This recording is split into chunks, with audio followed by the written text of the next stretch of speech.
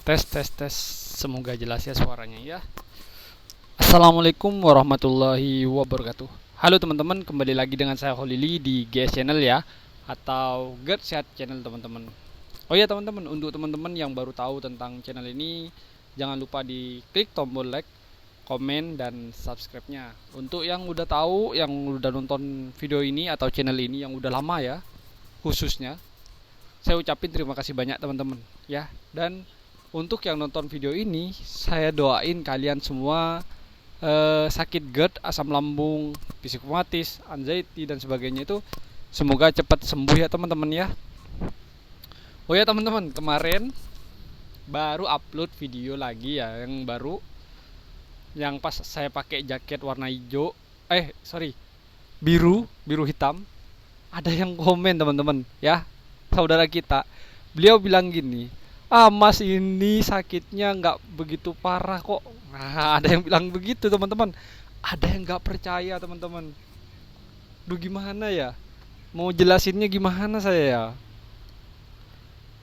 Tolong untuk teman kita ini yang bilang seperti itu, nonton dari awalnya video saya ya, biar tahu riwayat saya sakit itu seperti apa dulu gitu ya. Waktu tahun 2003, 2016, 2021 ya, biar teman-teman itu tahu riwayat saya itu seperti apa. Nah, dengan komentar seperti itu sebenarnya buat saya itu nggak masalah ya. Silahkan kalian mau komentar apapun, silahkan ya. Intinya di video saya ini tujuannya satu, saya mau berbagi pengetahuan, pengalaman, dan solusi tentang penyakit yang teman-teman derita ini, khususnya di bidang asam lambung ya. Di luarnya itu saya tidak ada sangkut pautnya ya, nggak ada sangkut pautnya. Di luarnya itu misalkan sakit diabetes, kencing manis, kencing batu gitu tuh, saya nggak ikut campur tuh ya. Di luarnya itu pokoknya intinya di seputaran asam lambung ya. Asam lambung, GERD, anxiety, mah kronis, akut, gastritis dan sebagainya itu saya berkecimpung di eh, apa ya berkecimpung di hal-hal itu ya teman-teman ya. Oke teman-teman, di video kali ini saya akan membahas yaitu 3 hal kenapa penderita asam lambung, GERD, anxiety, psikomatis, akut, gastritis, kronis itu susah sembuhnya. Kenapa?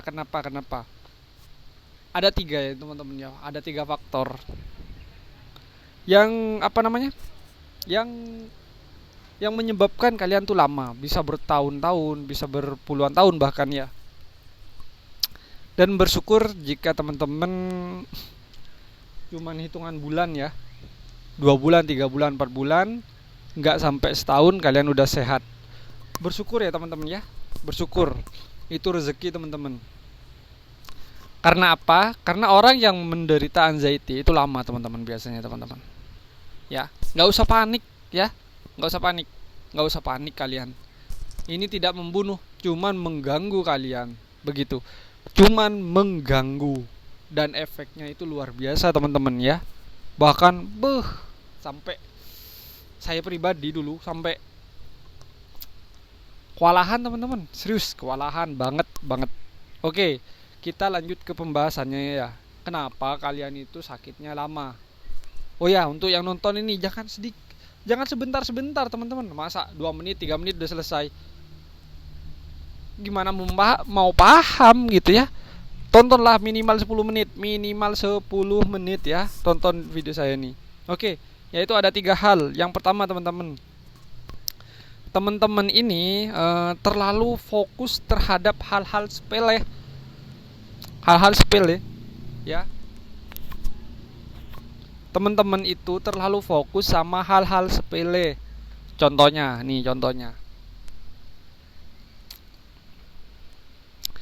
teman-teman mau belanja nih, misalkan mau belanja ke supermarket. Belum masuk supermarket, dari luar udah lihat-lihat, udah mantau-mantau dari jarak jauh, udah mantau gini, udah gitu. rame nggak ya, rame nggak ya, aduh gimana nih, gimana perut saya ini, nanti kalau misalkan antri lama perut saya kalau kambuh di sana gimana. Nah, hal seperti itu banyak itu yang ngalami ya, termasuk saya dulu waktu tahun 2003 itu kayak gitu teman-teman ya. Tuh, gimana nih perut saya ini gimana, aduh kalau kambuh pas di depan kasir, aduh siapa yang mau nolong, siapa, aduh malu aku, kayak gitu teman-teman. Itu hal sepele sebenarnya. Seandainya kalian belanja berdiri di depan kasir itu terburu-buru biasanya, duh, aduh, kayak seperti itu, aduh gimana ini biar cepet, ayo kasir, mbak kasir, ayo pak kasir, ayo cepetan lah kalau ngasirin. Itu contohnya. Terus yang kedua lagi contohnya, ketika sholat misalkan berjemaah, ini khusus yang muslim atau yang non muslim, misalkan ya sembayang atau ibadah apa gitu, terlalu terburu-buru, ayo cepet selesai, duh badan udah nggak enak, aduh ayo cepet cepet lah imam, ayo cepet. Kayak gitu tergesa-gesa itu juga bisa teman-teman ya. Itu yang menyebabkan, seandainya kalian itu misalkan kambuh di lokasi itu, ya udah kalian usahakan tenang. Duh kambuh, bilang sama sebelahnya, temen kayak atau orang lain kayak yang di sebelah kalian itu, kalian ngomong, mas, kak, mbak, ibu, saya punya penyakit asam lambung saya kambuh. Nah, kamu bilang gitu, kambuh, duh tolong aku. Udah cukup. Intinya nggak usah, aduh gimana ya, aduh gimana ya, aduh gimana ya. Intinya jangan seperti itu teman-teman ya. Penyebab itu, salah satu penyebabnya seperti itu yang bikin kalian itu lama, sakitnya itu lama banget. Salah satunya seperti itu, terburu-buru begitu teman-teman ya. Jangan itu ya. Nah, terus yang kedua teman-teman, ini punya rasa takut dengan hal-hal yang belum akan terjadi ya. Punya rasa takut, cemas nih, larinya ke cemas, yaitu larinya ke anxiety yang kedua ini ya. Apa itu? Ya gini teman-teman, contoh nih, kalian nih ya misalkan contoh kecil lah. Contoh kecil lah, dengar orang mati, misalkan orang meninggal atau orang kecelakaan gitu ya. Itu takut biasanya teman-teman. Nah, itu takut. Ini larinya ke anxiety. Ya, contoh kecil lah. Tetangga ada yang meninggal. Dia kena serangan jantung. Ciri-cirinya kena serangan jantung, sakit di sini, daerah ulu hatinya lo. Akhirnya apa? Tuh, iya ya, aku juga sakit ulu hati. Di sini ngilu, kadang di sini pindah-pindah. Nah, yang kayak gitu teman-teman, ya, yang apa yang saya sampaikan ini terjadi ke teman-teman. Padahal sesuai dengan prosedur dokter, sakitnya kalian itu, teman-teman nih semua yang nonton, yaitu GERD. GERD tuh efeknya seperti itu. Jadi jangan disambungkan dengan yang sakit jantung kayak gitu tuh. Terus jangan dijadikan satu dengan yang liver kayak gitu, jangan teman-teman. Dan saya tidak menyarankan teman-teman ini yang nonton, saya tidak menyarankan teman-teman semua browsing di Google cara misalkan nih contoh-contoh, tuh sakit dada daerah bagian sini, ini disebabkan oleh apa ya. Tanya misalkan di Google, itu kan dijawab di Google. Nah, di Google itu akan muncul apa, banyak macam penyakit. Padahal kalian nggak ada di situ. Penyakit yang teman-teman ini, yang teman-teman derita, itu nggak ada di daerah situ, nggak ada teman-teman. Ya, nggak ada di situ kalian semua ini. Di deretan yang kalian misalkan sakit daerah ulu hati, daerah sini, ketusuk kayak gitu tuh, muncullah penyakit yang diabetes, terus penyakit apa namanya, kayak jantung, liver kayak gitu, muncullah penyakit-penyakit kayak gitu. Tidak teman-teman, nggak ada di situ ya. Ingat, jangan pernah browsing tentang penyakit kalian ya. Jangan pernah browsing, search di Google itu jangan. Saya tidak merekomendasikan kalian untuk search di Google ya. Itu yang kedua. Terus yang terakhir nih, Terus yang terakhir, terlalu fokus dengan hal-hal yang negatif. Contohnya apa? Ya dikit-dikit mati, dikit-dikit itu, dikit-dikit ya gimana ya? Intinya yang negatif lah. Kayak melihat orang ya mukanya nggak enak misalkan, padahal orang itu punya masalah di kampungnya atau di keluarganya misalkan punya masalah. Terus kalian itu, wah ini orang mukanya nggak enak ke kita nih. Nah seperti itu banyak nih yang kayak gitu. Wah orang itu pandangannya nggak enak ke kita nih. Padahal beliau ini yang sedang, misalkan si A nih punya masalah di keluarganya gitu. Dibawalah ke perasaannya kalian gitu. Kalian papasan nih lewat, cek lewat, biasanya biasanya seperti ini. Di jalan tiba-tiba dia nggak nyambung alisnya gini, nggak nyapa, nggak ini, nggak itu, dibawa ke perasaan kalian. Nah itu yang menyebabkan asam lambung kalian naik. Kok bisa, kok bisa, kok bisa, kok bisa? Misalkan banyak yang tanya gini, kenapa bisa begitu? Ya jawabannya iya, karena apa?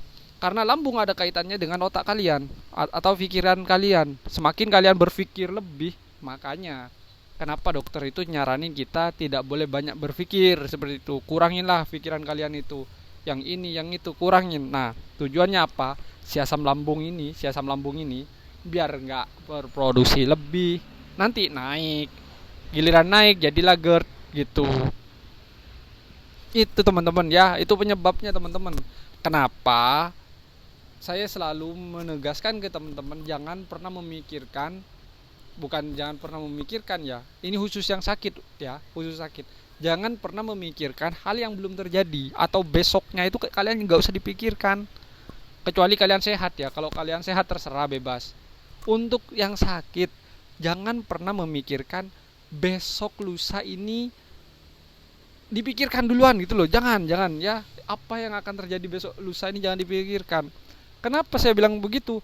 Karena semua mayoritas orang penderita GERD, anxiety ini, khususnya anxiety, ini rata-rata semua itu selalu memikirkan hal yang belum bakalan terjadi.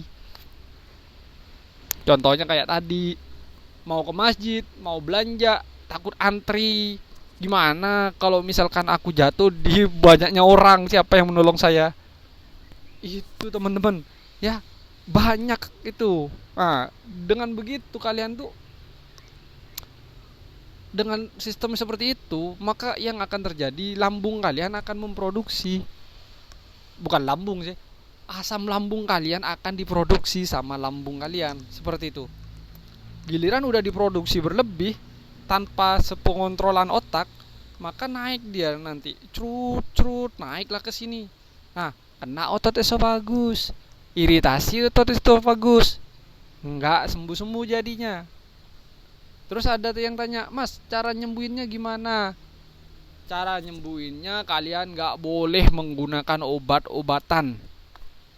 Obat-obatan itu dia hanya tugasnya stop, menunda, istilahnya begitu. Besoknya habis tuh efek obatnya, kambuh. Banyak tuh nanti keluarnya, nggak sedikit lagi. Misalkan setiap hari keluarnya 50%. Kalau kalian pakai obat, bisa naik tuh 60% besoknya. Terus tuh pakai lagi, naik lagi 70%. Seperti itu teman-teman ya. Jadi jangan pernah menggunakan obat-obatan, karena obat-obatan itu bukan solusi kalian untuk sembuh, tapi solusi untuk nyetop sementara. Ya, semoga teman-teman paham dengan adanya video ini ya. Oh ya, untuk teman-teman yang nonton ini pesan saya ya untuk teman-teman. Semoga yang saya sampaikan mulai tadi itu mengerti ya. Terus ya, untuk yang sedang sakit ini, tentang kecemasan itu jangan khawatir teman-teman ya. Jangan khawatir soal kecemasan. Kecemasan itu akan semakin lama akan semakin membaik teman-teman ya. Itu tergantung kondisi kalian. Kalau kondisi kalian semakin membaik, otomatis kecemasan akan berkurang. Seperti itu. Akan berkaitan nih.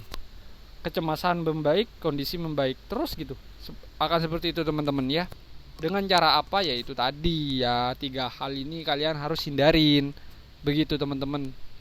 Oke teman-teman, mungkin videonya cukup sampai di sini saja ya. Semoga kalian itu sehat, kembali sembuh seperti sedia kala, seperti dulu-dulu lagi, bebas makan apa, bebas beraktivitas, bebas kemana saja. Apapun yang kalian inginkan semoga cepat tercapai teman-teman ya. Saya Holili, videonya saya akhiri sampai di sini saja ya teman-teman ya. Assalamualaikum warahmatullahi wabarakatuh. Bye bye.